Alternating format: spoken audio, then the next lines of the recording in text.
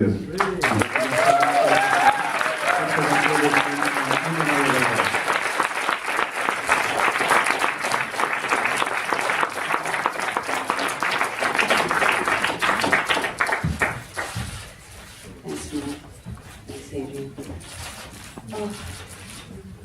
been so nervous all day. We're just so honored that you accepted our film. It's just a labor of love.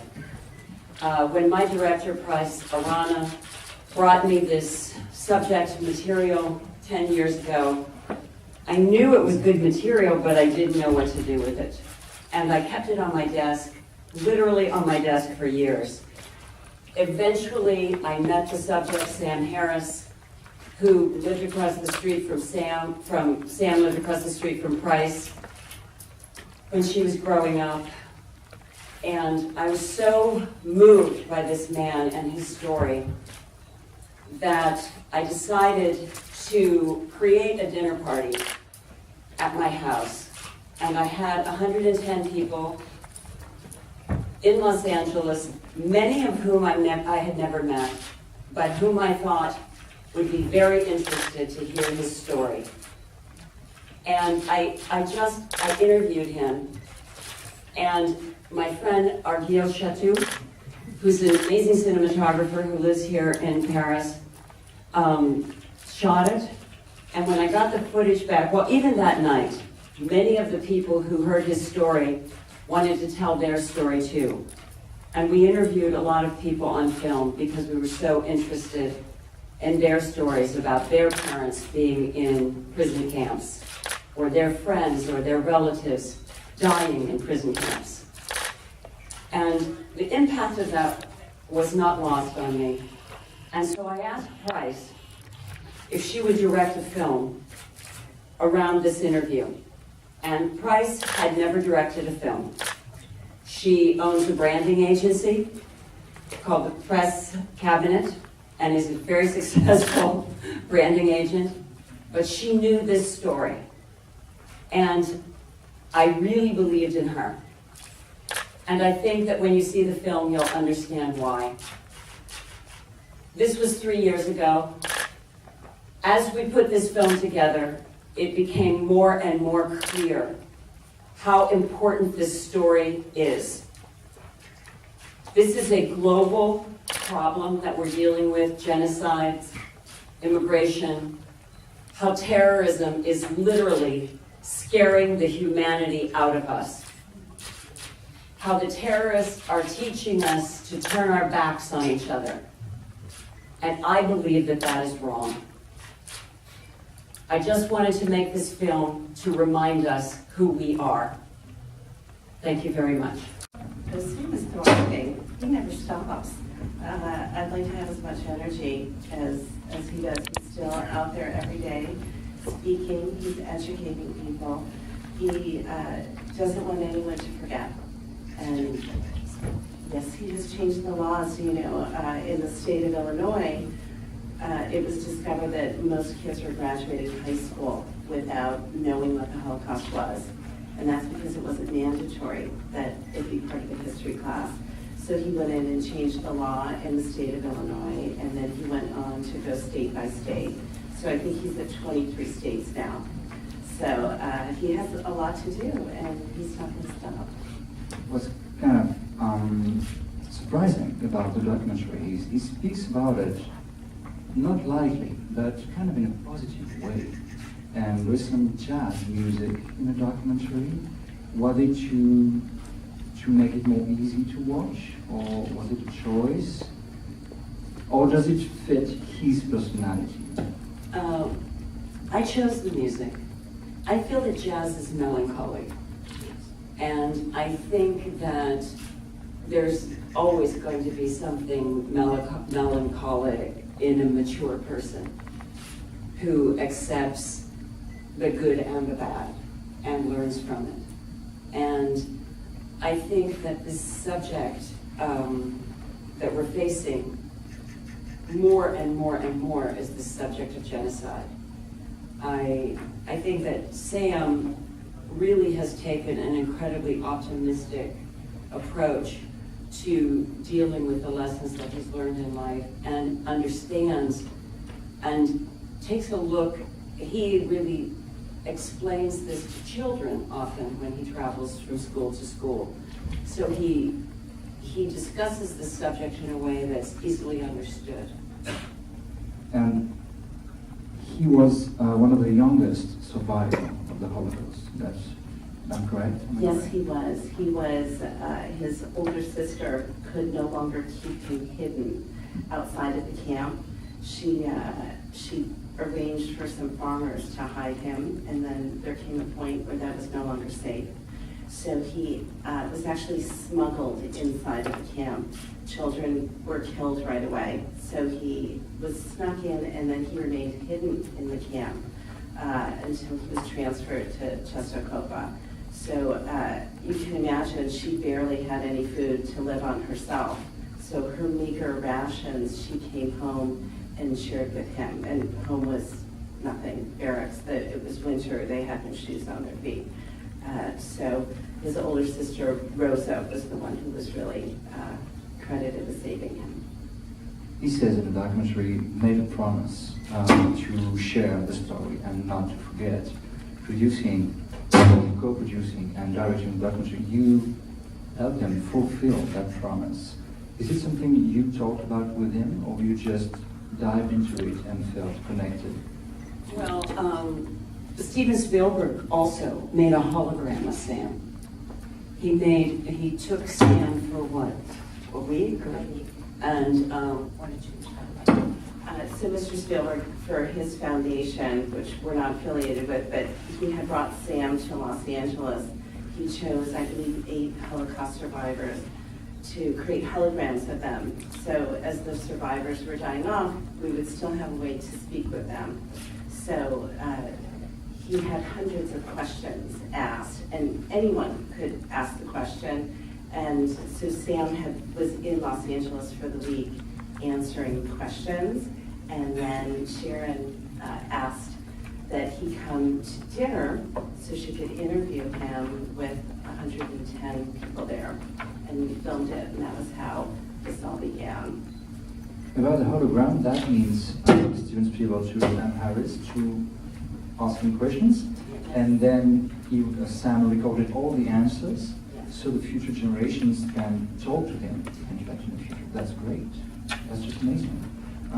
About the genocide, you said what we face today is kind of a new risk of genocide.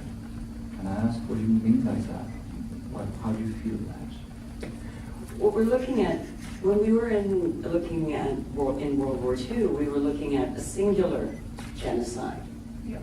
And even so, people try to pretend that the Holocaust didn't happen.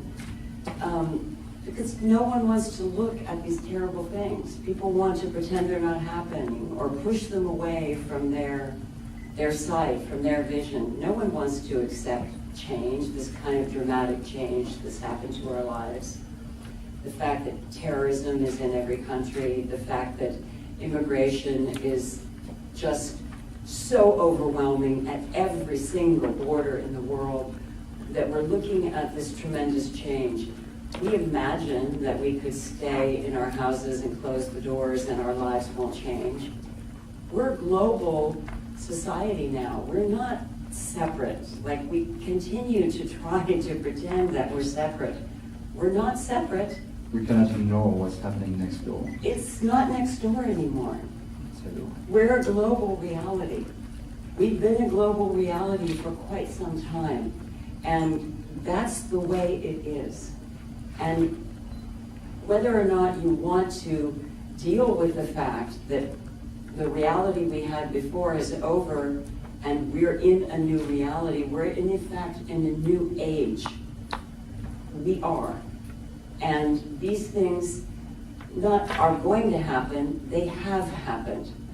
And we are in a new world, and we have to start to decide individually how we are going to address the world that is presently. Who are we going to be in this new world, and how are we going to think about this new world because hundreds of thousands of people are displaced. Countries are changed. Each of us, our country has changed. Each of us, our individual lives have changed.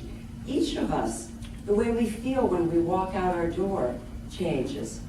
Each of us, the way we feel about whether we lock our door or leave our window open has changed. Each of us, the way we feel about what we buy or not has changed. The way we present ourselves has changed. We can't pretend we aren't different. We are. Who are we going to be is a very big question right now. And looking at the past is necessary to not to forget and to be better today. Well, we can either be changed, just be changed while we passively pretend it's not happening, Or decide to involve ourselves. in that change. Because do you want to be a subject of the change, or do you want to objectively decide who you're going to become in this change? Because you can be swept along by television idealism and television points of view, or you can decide, oh, I might not want to do that, or I may want to do this, but you are changing. You will be changed. How is up to you. This is kind of a political statement you're making. I think it's a sociological statement. Politicians are certainly making their own statements. And this has become a sensationalistic circus in each of our countries. I'm not speaking only about my country. It's quite clear that in every one of our countries there's a political circus. But sociologically, ethically, morally, where is your compass? Are we being led by the sensationalism of news? News stations don't even register as news anymore because they don't want to have to tell the news. They register as entertainment stations. Yeah, they need to have, they aim for ratings, they go for sensational. So what you're saying is everyone has to make his own statement and use his own compass to decide where to stand today. What happens if you don't? I guess nothing. I don't think it's nothing. For somebody else to decide for you. Someone else will decide for you, for sure. Everyone is deciding for you. This is an enormous, it's a tsunami of change. It's a tsunami of sensationalistic impact, but it is a tsunami of reality of change. Je vais poser une dernière question et je vais vous proposer aux journalistes de poser deux dernières questions. Je vous laisse le temps de vous préparer. Did you have a chance to show the movie, the documentary, to the new generations, to younger people? I have in my personal life the feeling that younger people don't know about it and are not interested in it. Did you have a chance to have the feedback and the reactions of young people on this documentary? Well, we're starting with high schools, so we are showing it, and it's really our goal to get it to every school around the world, to every museum, to use it as an educational tool. But it's amazing when students do see it. They're really inspired because they can identify in a different way, because they've all had, not all, but many have had very, very trying experiences. And so they say to Sam, well, if you can get through this, I can get through what I'm going through. Absolutely. And everything he says, he's speaking of memories when he was very, very young. So it may relate with a lot of kids today. Yes, very much so. So With school shootings, with bullying, there's so much happening in their lives now, and there's so much to be fearful of. And so Sam, I think, is really inspiring them. I think one of the things that Sam says quite often is that Hitler was the biggest bully in the world. And he calls him the bully. And I think that kids really relate to that. That anyone who can push you around and tell you how to live and change your life and pull your life away from you is a bully. And will you let these bullies define your life, or will you define your life independently? So the job you're doing is to use Sam's example in some ways to help the kids today to be inspired and to say, if you went through that, you can make it through school, high school, and stuff like that. Well, hopefully. Hopefully. Yeah. Est-ce que nous avons des questions? Des questions uniquement sur le documentaire. Only questions about the documentary, please. You want to go ahead? It's a really good work. Sharon, you have a lot of good message to the people, what they should and what they have to done, so the world is more safety. My question is, Hillary Clinton's campaign was not successful to become the next president. Then you start your campaign to become the next president. That's a terrific idea. I don't think that I'm the political type. I don't think I'm the political type. I think that my my journey is more. It's a different way to position yourself. I'm not really trying to position myself. As we all know, I'm really willing to make a lot of mistakes in public. I think that I'm really more interested in telling human stories and discussing what's happening in humanity and what we could do about it. I'm not trying to be popular. You should have picked another topic. Une question? Oui. On a le droit. First of all, thank you very much for being here. I have a quite technical question about the documentary. How did you choose the archive images? How did you choose to cut them? Because we have some strong images, very shocking, and at the same time you said you have like this nice music, jazzy. This kind of paradox. So what kind of emotion also did you try to show at the end of the whole movie? Well, I can tell you, first of all, we have a brilliant editor who found those images, Michael Martlett, who brought Sam's words to life. And then what's also interesting is a lot of the still photographs that you see, those were in my father's collection. He was in World War II. He was not stationed in Europe. He was on a boat, which was not uncommon for the armed forces. And they couldn't believe the stories that they were hearing, that this was actually happening, that people were being murdered by the millions and gassed. It was just beyond anything they could believe. You know, we didn't have images and newsreels. And so someone got on the boat who happened to be a photographer, and they said, yes, this really is happening, and here's the proof. And so my father kept the photographs all these years and had them locked away because he didn't want my brother and I to even see them, and he didn't know what to do with them.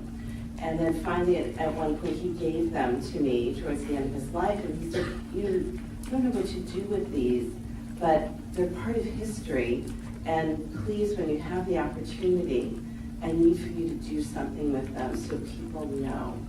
And so, here I made a movie and incorporated the images there. Une autre question? J'ai un bras qui se lève là-bas, Adrien.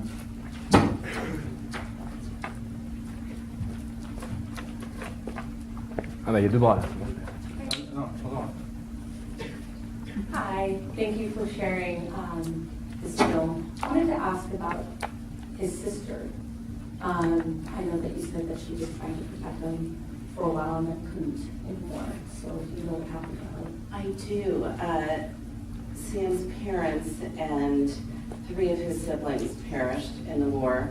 However, there were his older sister Rosa, who could not keep him safe outside of the camp, but she did keep him safe inside of the camp. And then there was another sister who was just a year older than Sam, Sarah. And the three of them who were together, they did survive the camp. And Rosa just passed away about 2 years ago. And Sam's sister, Sarah, both of them were brought to Chicago to be adopted. They were adopted by separate families, but the families decided to keep in touch so the siblings could always be in touch.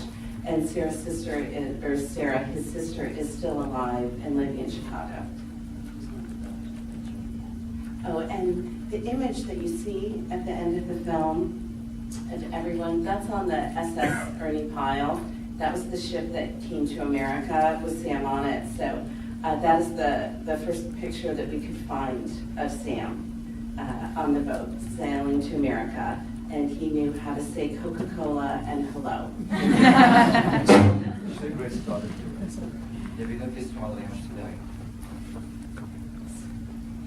So, if I understand correctly, you made this short movie to make us sensible regarding what's going on in the world today.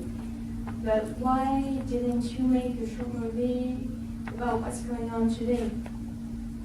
Well, we chose to make a movie about Sam Harris and his extraordinary life. It was always about Sam. And for years, for over a decade, we tried to figure out how to bring his story to a wider audience. Because him going school to school and auditorium to auditorium, it's not a wide enough audience. So that was why we made this film. I think I understand what you're feeling. When we started making this film, the immigration crisis wasn't at this nadir of a problem. As we were finishing the film, this was starting to really occur. You see, the film was finishing in 2016, and as with this film started to come along and started to go into the festivals, this immigration crisis started to really crescendo. And as we're here now, this film just happened when we started to make the film because we thought it was the right thing to do. We didn't have an intention that this film would meet so We come at this it was timing. kind of, propitiously with the immigration crisis. We felt in our hearts we were doing the right action, but we didn't really understand until we were moving along, finishing and taking the film out, that we were doing the right action because this huge thing was coming all of our way. It just is the way life is. When you walk the right direction, the world shows you where to go. I would like to finish with something a little bit different, instead of a documentary. How long did the fundraising last? I have the feeling this is just a short excerpt of everything Sam could tell. How long of... There was no fundraising. I paid for the film because I just decided that it had to be done. So I just paid to make the film. So that's a statement of the producer. Yeah, Okay. I really produced the movie.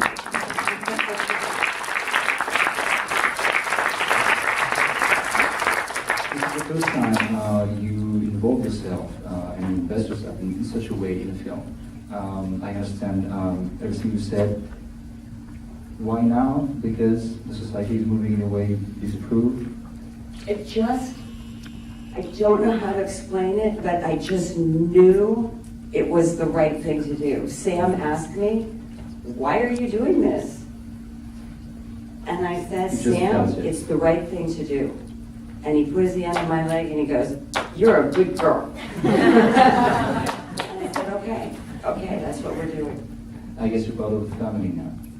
Yes, I am part of the family now, and I was very lucky to be put on the board of the Chicago, Illinois Holocaust Museum, which Sam so bravely put in Skokie the site of the Skokie skinhead neo-Nazi uprising? Well, we are very happy at the Paris Scotland Movie Awards to be screening this film and to support what you are doing. Thank you. We do it with you, and we do it, I believe, with all the filmmakers we have in competition, Thank you. including the other documentaries. Thanks a lot for being here. Thank you.